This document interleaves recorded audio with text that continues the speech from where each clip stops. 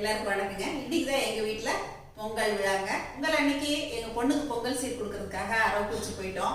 அதனால் என்னால் அன்னைக்கு பொங்கல் வைக்க முடியல. சரி, தை மாதத்தில் நம்ம எப்போ வேணால் ஒரு நாள் பொங்கல் வச்சு சாமி கும்பிடலாம். அதனால் நான் இன்னைக்கு புதன்கிழமை சரி பொங்கல் வச்சிடலாம் அப்படின்னு சொல்லிட்டு இப்போ எல்லாமே நான் ரெடி பண்ணிட்டு இருக்கேங்க. பொங்கப்பானை காலையில் எழுந்திரிச்சோட இந்த மாதிரி தேய்ச்சி எடுத்துகிட்டு வந்துட்டேன். வீட்டுக்கு முன்னாடி வாசலில் ஒரு சிம்பிளான கோலமும் கலர் கோலம் போட்டிருக்கேன். நம்ம அதையும் பார்த்துடலாங்க. பொங்கல் வச்சுட்டு பொங்கலை மட்டும்தான் நிற பொங்கலாக வச்சு சாமி கும்பிடுவோம். வீட்டில் பொங்கல் வச்சு சாமி கும்பிட்றோம் அப்படிங்கிறனால கோலமும் மங்களகரமாக இருக்கட்டுமே அப்படின்னு சொல்லிட்டு சின்னதாக ஒரு பூக்கோலம் தான் இந்த மாதிரி போட்டேங்க. அடுப்பு மேடை எல்லாமே முதல் நாளே தொடச்சி விட்டு ஸ்டாண்ட் எல்லாமே கழுவி வச்சேங்க. இருந்தாலும் நம்ம அடுப்பு பற்ற வைக்கும்போது எல்லாம் சுத்தம் பண்ணிவிட்டு செய்யலாம் அப்படின்னு சொல்லிட்டு இப்போ எல்லாமே தொடச்சி விட்டுட்டு சின்னதாக ஒரு கோலமும் கம்பி இழுத்து காவி கட்டி விட்டேங்க. இன்றைக்கி ஒரு உப்பு பருப்பு புளிக்குழம்பு கூடவே காய்கறி எல்லாம் செய்கிறேங்க. அப்புறம் வடை பாயசம் சர்க்கரை பொங்கல் இருக்குது. இதெல்லாம் தான் இன்றைக்கி பண்ண போகிறேங்க. இது மொச்சை போட்டு வைக்கிறதால இந்த புளிக்குழம்பு மட்டும் இன்றைக்கி நான் உங்களுக்கு செஞ்சு காட்டுறேங்க. எங்கள் சம்மந்தி வீட்டையும் வர சொல்லியிருக்கேன். அவங்களும் 2 பேர் வராங்க. அப்புறம் ஆஃபீஸில் எல்லோரும் இன்றைக்கி மத்தியானம்ங்கிறாங்க. அதனால் எல்லாருக்குமா சேர்த்து இப்போ நான் சமையல் ஆரம்பிக்க போகிறேன். காலையில் நான் டிஃபன் எதுவுமே பண்ணலைங்க. சரி, மத்தியானமாக சாமி கும்பிட்டுட்டு சாப்பிட்டுக்கலாம் அப்படின்னு சொல்லிட்டு இப்போ சர்க்கரை பொங்கலுக்கு வெண்பொங்கலுக்குலாம் அரிசி தண்ணியில் போட்டாச்சுங்க.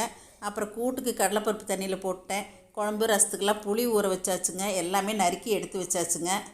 இந்த மாதிரி எல்லாமே ரெடி பண்ணி வச்சுட்டு அப்புறம் தாங்க அடுப்பு பற்ற வைக்க போகிறேன். வேலை செய்யும்போது தாங்க ஞாபகம் வருது. இந்த புடவை எனக்கு முதல் பொங்கலுக்கு எங்கள் வீட்டில் வாங்கி கொடுத்த புடவை, எங்கள் மாமியார் எடுத்து கொடுத்த புடவை. திருவாதிரை புடவை உங்களுக்கு காட்டியிருக்கேன், அம்மா வீட்டில் வாங்கி கொடுத்தது. அதே மாதிரி நமக்கு கல்யாணம் ஆகி ஃபஸ்ட்டு வர பொங்கலுக்கு மாமியார் வீட்டில் தான் செய்வோம் இல்லைங்களா. அப்போ எனக்கு எங்கள் மாமியார் இந்த புடவையை வாங்கி கொடுத்தாங்க. இந்த மாதிரி பழைய புடவையெல்லாம் கட்டும்போது பழைய நினைவுகள் எல்லாமே நமக்கு வரும். எந்த சூழ்நிலையில் இந்த புடவையை எடுத்தோம், நம்ம எப்படி ஃபஸ்ட்டு பொங்கல் வச்சோம் அப்படிங்கிற ஞாபகங்கள் எல்லாமே வரும் இல்லைங்களா. அந்த மாதிரி தான் எனக்கும் இந்த புடவையை ஊற்றணுன்னு அந்த நினைவுகள்லாம் வர ஆரம்பிச்சு தான் இப்போ உங்கள்கிட்ட எதையுமே ஷேர் பண்ணிக்கிறேங்க. மொச்சை குழம்புக்கு கொஞ்சம் எண்ணெய் விட்டு அதில் 2 கைப்பிடி அளவுக்கு சின்ன வெங்காயம் போட்டு வதங்கிட்டு இருக்கும்போதே ஒரே ஒரு தக்காளி சேர்த்துக்கிட்டேங்க. இப்போ பொங்கப்பானைக்கு விபூதி எல்லாமே வச்சாச்சு.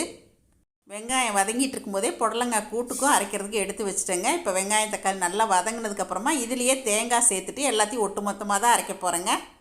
இது நல்லா ஆறட்டுங்க. இதுக்கடையில் ஒரு அடுப்பில் ரசம் வச்சுட்டேன், இன்னொரு அடுப்பில் பரங்கிக்காய் பொரியல் தாளித்து விட்டாச்சுங்க. இப்போ இந்த கலவையும் நல்லா ஆறிடுச்சு. அரைச்சிட்டு நம்ம குழம்பு தாளிச்சிடலாங்க. குழம்பு நான் இன்றைக்கி கொஞ்சம் ப்ரெஷர் பேனில் தான் வைக்க போகிறேன். நல்லெண்ணெய் கடலெண்ணெய் ரெண்டுமே கொஞ்சம் கொஞ்சம் விட்டுட்டு இப்போ கடுகு வெந்தயம் தாளிச்சிட்டு காஞ்ச மிளகாய் கருவேப்பிலை தாளிச்சாச்சுங்க. சின்ன வெங்காயம் நல்லா 2 கைப்பிடி அளவுக்கு சேர்த்துட்டு ஒரு தக்காளி மட்டும் சேர்த்துக்கிட்டேங்க. கொஞ்சம் மஞ்சள் தூள் சேர்த்தாச்சு. அடுத்ததாக எங்களோட சரசூஸ் ஃபுட் ப்ராடக்ட்ஸ் புளிக்குழம்பு தூள் தான் சேர்த்துறேங்க. இது ஃபிஷ் கறி மசாலான்னு நாங்கள் கொடுக்குறோம். நீங்கள் புளிக்குழம்புக்கும் இதை சேர்க்கலாம். கூடவே திக்னஸ்க்காக கொஞ்சம் மல்லித்தூள் சேர்த்துட்டு இப்போ மொச்சையும் சேர்த்தாச்சுங்க. இப்போ இதை நல்லா பெரட்டி விட்டுட்டு நான் இன்றைக்கி சொரக்காய் சேர்த்து தான் செய்கிறேன். கூடவே உப்பு சேர்த்தாச்சுங்க.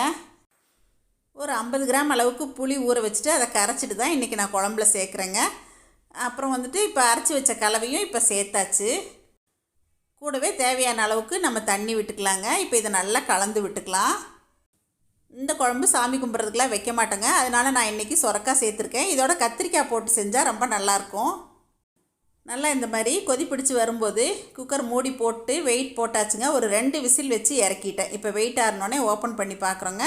பாருங்கள், நல்லா குழம்பு வெந்திருக்கும். எண்ணெயெல்லாம் நல்லா பிரிஞ்சு வந்திருக்குது பாருங்களேன். எண்ணெய் கொஞ்சம் புளிக்குழம்புக்கெலாம் ஜாஸ்தியாக தான் விடணுங்க. கரெக்டான திக்னஸ் இருக்குதுங்க. அவ்வளோதாங்க, மொச்சை புளிக்குழம்பு ரெடி ஆகிடுச்சுங்க. இப்போ அடுத்ததாக பொங்கல் அடுப்பில் ஏற்றலாங்க. இப்போ காலையில் 9:30க்குள்ளேயே ஓரளவுக்கு சமையல் முடிச்சிருக்கேங்க. உப்பு பருப்பு கடைஞ்சிட்டு புளிக்குழம்பு வச்சாச்சு. புடலங்காய் கூட்டு பரங்கிக்காய் பொரியல் இதெல்லாம் பண்ணியிருக்கேன். இன்னும் வாழைக்காய் வறுவல் இருக்குது. 9:30 to 10:30 நல்ல நேரம் அப்படிங்கிறதால பொங்கல் அடுப்பில் ஏற்றிட்டா 10:30 to 11:30 கௌரி நல்ல நேரம். அதில் சாமி கும்பிட்றலாம் ஃபஸ்ட்டு அப்படின்னு சொல்லிட்டு இப்போ பொங்கல் அடுப்பில் ஏற்றுறேங்க. சர்க்கரை பொங்கலுக்கும் வெண்பொங்கலுக்கும் எப்பயுமே கொஞ்சம் காய்ச்சாத பால் ஊற்றுறது நல்லது. அதுவும் பசும்பாலாக இருந்தால் இன்னுமே சிறப்புங்க. அடுப்பில் ஏற்றியாச்சுங்க. சர்க்கரை பொங்கல் ஒன்றில் வெண்பொங்கல் ஒன்றில் வச்சாச்சுங்க. நாங்கள் எப்பயுமே பொங்கல் அன்றைக்கி பொங்கல் விழுந்ததுக்கப்புறமா இறக்கி வச்சு அதுக்கப்புறமா தான் மஞ்சள் கொத்து கட்டுவோம். பொங்கலுக்கு அரிசி கழுவுன தண்ணி தான் ஊற்றி வைக்கணுங்க. 2 பொங்கலுக்குமே நான் அந்த மாதிரி தான் வச்சுருக்கேன். சர்க்கரை பொங்கலுக்கு பச்சரிசி பாசிப்பருப்பு ஒன்றா ஊற வச்சுருக்கேங்க. அது இல்லாமல் வெண்பொங்கலுக்கும் தனியாக ஊற வச்சுருக்கேன். வெண்பொங்கல் பொங்கிருச்சுங்க. அரிசி சேர்த்துட்டேன். அடுத்ததாக சர்க்கரை பொங்கலும் ரெடியாக இருக்குது. பொங்கலோ பொங்கல் பொங்கலோ பொங்கல் பொங்கல் விழுந்துருச்சுங்க. இப்போ பானையை சுற்றிட்டு சாமி கும்பிட்டு அரிசி சேர்த்துடலாங்க. சூரிய பகவான் நம்ம குலதெய்வம் எல்லா தெய்வங்களையும் வேண்டி இப்போ எங்கள் வீட்டில் இன்றைக்கி பொங்கல் இட்டாச்சுங்க. இப்போ இதில் இருக்க தண்ணியெல்லாம் எடுத்துடலாம்.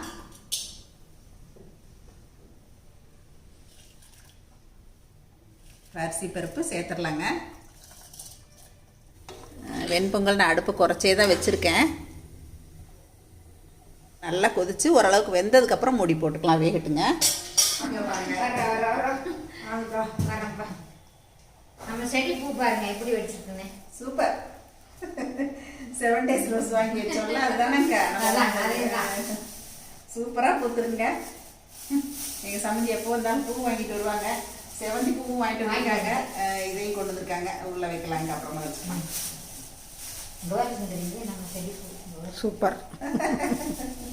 அழகா இருக்கு. சமந்தி வந்தோன்னா பொங்கல் வைக்கிறதுக்கு இப்போ அவங்க ஜாயின் பண்ணிட்டாங்க. ரெடி ஆயிடுச்சுங்க. இந்த பொங்கல் வெண்பொங்கல் எடுக்கலாம். நல்லா வெந்துருச்சு இல்லையா? நல்லா வெந்துருச்சுங்க. காலையில் சாப்பிட்டாதால பசிக்குது, ஒரு வாழைப்பழத்தை சாப்பிட்றோம். அரிசியும் பருப்பு வெந்துருச்சு. வெல்லம் போட்டலாம். அரிசியும் பருப்புமா சேர்த்து 1 கப் அளவுக்கு 1.5 கப் வெல்லம் சேர்க்கலாங்க. ஆனால் நாங்கள் வந்து இன்றைக்கி கொஞ்சம் அதை விட ஜாஸ்தியாகவே தான் சேர்த்துருக்கோம். அப்போ தான் நல்லா தித்திப்பாக எங்கள் எல்லாருக்கும் பிடிக்கும். அதனால் வந்து நாங்கள் 1 கப்புக்கு 1.25 கப் அளவுக்கு வெல்லம் சேர்த்துருக்கோங்க. நல்லா கிளறி விட்டுக்கலாம். கரெக்டாக இந்த பானை வந்து 2 டம்ளருங்க, அரைப்படி வேகுது. இந்த நெய் போடணும். இப்போ வெல்லம் கரைஞ்சோடனே நெய் போட்டுக்கலாம். விசேஷ நாட்கள் அப்படின்னாலே எங்கள் பொண்ணுமே வந்து கொஞ்சம் புடவை தான் கட்டுவாங்க. இப்போ ஆஃபீஸ்லேருந்து இடையில வந்துட்டு இப்போ ஆஃபீஸ்க்கு போகிறாங்க. இப்போ வெல்லம் கரைஞ்சோன்னா நெய் சேர்க்க ஆரம்பிச்சிட்டோங்க. சர்க்கரை பொங்கலுக்குலாம் கொஞ்சம் நெய் தாராளமாக சேர்த்தா தான் நல்லாயிருக்கும். நமக்கு தேவையான அளவு சேர்த்துக்கலாம். இன்னொரு அடுப்பில் எங்கள் சம்மந்தி வந்து முந்திரி திராட்சை எல்லாமே வறுத்துட்டு தேங்காய் துருவலும் கூட சேர்த்து வறுத்து போட்டால் நல்ல டேஸ்ட் கிடைக்குங்க. அதனால் தேங்காய் துருவலும் சேர்த்து வச்சுருக்கோங்க. இப்போ நல்ல அரிசி பருப்பு வெல்லமெல்லாம் சேர்ந்ததுக்கப்புறம் இப்போ எல்லாத்தையும் இதில் சேர்த்துறோம். கொஞ்சம் தண்ணியாக இருக்கிற மாதிரி இருக்கும், ஆனால் இறக்கி வச்சா நல்லா கெட்டியாகிடுச்சுங்க. இப்போ மறுபடியுமே கொஞ்சம் நெய் சேர்த்து பொங்கல் இறக்குற பக்கம் வந்துருச்சுங்க. எல்லாமே சேர்த்ததுக்கப்புறம் இப்போ கொஞ்சம் ஏலக்காய் தூளும் சேர்க்குறேங்க. ஏலக்காய் தூள் சேர்த்து நல்லா பெரட்டி விட்டுறலாம். நல்லா கலந்து விட்டு இன்னும் கொஞ்சம் கெட்டிப்பட்டு வந்தோடனே நம்ம இறக்கிடலாம். அது வரைக்கும் அடுப்பை குறைச்சே வச்சுக்கலாங்க. அரவக்குறிச்சியில் பால் நல்ல திக்கான பால் கிடைக்குங்க. அதனால் எங்கள் சம்மந்தி வீடு எப்போ வந்தாலுமே எங்களுக்கு அங்கேருந்து பால் வாங்கிட்டு வந்துடுவாங்க. நல்ல திக்கு பாலாக இருக்கிறதுனால நாங்கள் அந்த பாலை வந்து தயிர் போடுறதுக்கு ஒரு 2-3 நாளைக்கு வச்சுக்குவோங்க. இப்போ பொங்கல் ரெடி ஆகிடுச்சுங்க. அடுப்பு ஆஃப் பண்ணியாச்சு. கடைசியாகவும் கொஞ்சம் நெய் போட்டுக்கலாம். எங்கள் ஆஃபீஸும் பக்கத்துலேயே இருக்கிறதுனால வேலை முடிக்கிற நேரத்துக்கு கரெக்டாக இப்போ எங்கள் பொண்ணும் வந்துட்டாங்க. அம்மா டைம் ஆச்சு சாமி கும்பிட்றதுக்கு, எடுத்து வச்சுருங்க, சமையல் அப்புறம் பார்த்துக்கலாம் அப்படின்னு சொல்லிவிட்டு எங்கள் பொண்ணு எங்கள் சம்மந்தி எல்லாமே சேர்ந்து எடுத்து வைக்க ஆரம்பிச்சிட்டாங்க. நானும் மஞ்சள் பிள்ளையார் பிடிச்சிட்ருக்கேன். எங்கள் சுந்தரி வீட்டில் இருந்ததுனால வாழைக்காய் மட்டும் நீங்கள் பார்த்துக்குங்க சுந்தரின்னு சொல்லிவிட்டு வறுக்க சொல்லிட்டோங்க. எங்கள் வீட்டு சுந்தரி வாழைக்காய் சூப்பராக வறுப்பாங்க. இப்போ எங்கள் பொண்ணு எங்கள் வீட்டுக்காரரு 2 பேருமா சேர்ந்து சாமி கும்பிட்றதுக்கு எல்லாமே ரெடி பண்ணிகிட்ருக்காங்க. எங்கள் பொண்ணு எல்லாமே எடுத்துகிட்டு வந்து ஹாலில் வச்சுட்டாங்க. இப்போ நாங்களுமே எல்லாருமே சாமி கும்பிட்றதுக்கு ஹாலுக்கு வந்துட்டோங்க. எங்கள் வீட்டில் அவர் வந்த மாதிரி சாம்பிராணியெல்லாம் காட்டி நீர்வளாவி தேங்காய் உடைச்சி சூடம் பருத்தி நாங்கள் சாமி கும்பிட்டோங்க. இந்த மாதிரி தாங்க எங்கள் வீட்டில் பொங்கல் விழா இந்த வருஷம் கொஞ்சம் லேட்டாக இருந்தாலும் மனசுக்கு நிறைவாக இருந்துச்சுங்க. இப்போ ஆஃபீஸ்லேருந்து எல்லாருமே வந்து தீபாராதனை எடுத்துக்கிறாங்க, சாமி கும்பிட்டாங்க. வருஷம் பொங்கலுக்கு எங்கள் பொண்ணோட ஃப்ரெண்டு சரண்யாங்க கரும்பு மஞ்சள் கொத்தி எல்லாமே அவங்க தோட்டத்திலேருந்து கொடுத்தாங்க. இந்த வருஷமுமே கொடுத்துட்டாங்க. தேங்க்யூ சரண்யா. எங்கள் சம்மந்தி இப்போ பாயசத்துக்கு ரெடி பண்ண ஆரம்பிச்சிட்டாங்க. பாயசத்துக்கு அதே மாதிரி அவங்க ஜவ்வரிசியை வறுத்து தான் சேர்ப்பாங்க. வடை இன்றைக்கி மசால் வடை தாங்க. அது வந்து கொஞ்சம் பருப்பு ஊற வச்ச பருப்பு போட்டு சோம்பு வரமிளகா உப்பு போட்டு இந்த மாதிரி நைஸாக அரைச்சிட்டு மீதி இருக்கிற பருப்பு எப்பயுமே கொரப்பாக அரைச்சி சேர்த்துட்டு செஞ்சால் வடை நல்லாயிருக்குங்க. கொஞ்சம் கொரப்பாக அரைச்ச வடை மாவில் கொத்தமல்லி கருவேப்பிலை வெங்காயம் பொடி பொடியாக நறுக்குனது எல்லாமே சேர்த்து கொஞ்சம் இஞ்சி பூண்டு தட்டி போட்டுட்டேங்க. நான் இப்போ வந்து உட்காந்துட்டே உருட்டி கொடுக்குறேன். சாப்பாடு ஒரு அடுப்பில், பாயசம் ஒரு அடுப்பில் இருக்குது. அடுத்து வடை போட போகிறேங்க. வடை போடுறதுக்கு முன்னாடி சமையல் எல்லாமே முடிஞ்சுங்க. உப்பு பருப்பு, வெண்பொங்கல், ரசம், புளிக்குழம்பு, பரங்கிக்காய் பொரியல், புடலங்காய் கூட்டு, வாழைக்காய் வறுவல், சர்க்கரை பொங்கல் எல்லாமே ரெடியாக இருக்குதுங்க. இந்த புளிக்குழம்பு ரொம்பவே டேஸ்ட் நல்லா இருந்துச்சுங்க. கூடவே நல்லா சூடாக சாதமும் ரெடி ஆகிடுச்சுங்க. இப்போ எங்கள் சம்மந்தி பாயசமும் வச்சு இறக்கிட்டாங்க. ஜவ்வரிசி சேமியா பாயசம் தான் வச்சுருக்காங்க இன்றைக்கி. வடைக்கு நான் எல்லாமே உருட்டி கொடுத்துட்டு இப்போ வந்து இலையெல்லாம் போட்டு எல்லாம் எடுத்து வைக்க ஆரம்பிச்சிட்டாங்க. இப்போ எங்கள் சம்மந்தி பொறுமையாக எல்லா வடைகளையுமே போட்டுட்ருக்காங்க. இப்போ எல்லாமே டைனிங் ஹாலுக்கு எடுத்து வச்சுட்டேங்க. மசால் வடைக்கு நான் சொன்ன பக்குவத்தில் மாவு அரைச்சிங்கன்னா வடை நல்லா மொறுமொறுப்பாக ஆறுனா கூட அந்த மொறுமொறுப்பு குறையாமல் இருக்குங்க. அருமையாக இருந்துச்சு. கூடவே மோர் கரைச்சிட்டு அப்பளமும் பொரிச்சாச்சுங்க. இதெல்லாம் பண்ணி முடிக்கும்போது எங்கள் வீட்டில் அவரே எங்கள் சம்மந்தி எல்லோரும் வந்துட்டாங்க. இப்போ சாப்பாடு எடுத்து வச்சாச்சு. சாந்தி, ரம்யா எப்படிப்பா இருக்கு எல்லாம் சாப்பாடெலாம்? சூப்பராக இருக்குமா. எப்பவும் சொல்கிற வாசகம் சூப்பர். திருப்தியாக சாப்பிட்டா சரிப்பா. எங்கள் சம்மந்தி வீடும் கிளம்புறாங்கன்னு எங்கள் பொண்ணு என்னை கூப்பிட்டாங்க. அப்புறமா ஒன்றா சூடு பண்ண ஆரம்பித்தேங்க. அதையெல்லாம் ஆஃப் பண்ணிவிட்டு இப்போ போய் எங்கள் சம்மந்திக்கு கொஞ்சம் காய்க்கு மல்லித்தலை எல்லாமே இங்கே நல்லாயிருக்கும் சந்தையில். அதனால் அவங்களுக்கு அதெல்லாம் எடுத்து வச்சு கொடுத்துட்டு அவங்கள அனுப்பிட்டு வந்து மறுபடியும் வேலையை பார்க்க ஆரம்பிச்சிட்டேங்க. நேரமே செஞ்சதுனால எல்லாத்தையுமே சூடு பண்ணி மாற்றிட்டு பாத்திரம் தேய்க்கிற வேலையை ஓரளவுக்கு முடிச்சிட்டேங்க. எல்லா வேலையும் முடிச்சிட்டா அக்கடான்னு கொஞ்சம் நேரம் ரெஸ்ட் எடுக்கலாங்க. கொஞ்சம் வெயில் அடிக்கும்போதே இந்த மாதிரி பாத்திரத்தையெல்லாம் நல்லா வெயிலில் தேய்ச்சி கவுத்தி வச்சுட்டேங்க. இப்போ மீதி இருக்க எல்லாத்தையுமே சூடு பண்ணி இந்த மாதிரி கிச்சனில் மாற்றி எடுத்து வச்சுட்டேங்க. சாமி கும்பிட்ட அன்றைக்கி எங்கள் வீட்டில் எல்லாருக்குமே நைட்டும் ரைஸே வச்சுட்டேங்க. ஏன்னா ரைஸ் அதிகமாக மீதி ஆகிடுச்சு. அதனால் வந்து சாப்பாடே எல்லாருக்கும் வச்சாச்சுங்க. குழம்பு ரசம் எல்லாமே இருந்துச்சு. அப்புறம் நம்ம பொங்கல் விழுந்த உடனே அந்த பொங்கப்பானையிலேருந்து எடுக்கிறோம்லங்க, அந்த தண்ணி பாலும் தண்ணி கலந்து தானே வச்சுருக்கோம். அதை வந்து நம்ம கீழே ஊற்றக்கூடாது. இந்த மாதிரி செடிக்கு ஊற்றி விட்டுறலாங்க.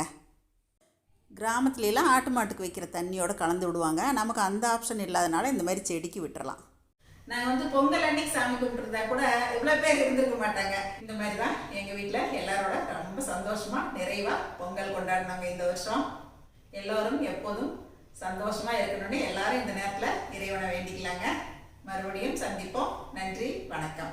சரசு சமையல் பாருங்கள், சமையல் நல்லா பண்ணுங்க. சரசஸ் ஃபுட் ப்ராடக்ட்ஸ் பொடிவைகள் தேவைப்படுறவங்க இங்கே கொடுத்துருக்க வாட்ஸ்அப் நம்பரில் காலை 10 மணி முதல் மாலை 6 மணி வரை எங்களை காண்டாக்ட் பண்ணி வாங்கிக்கலாங்க. தேங்க்யூ.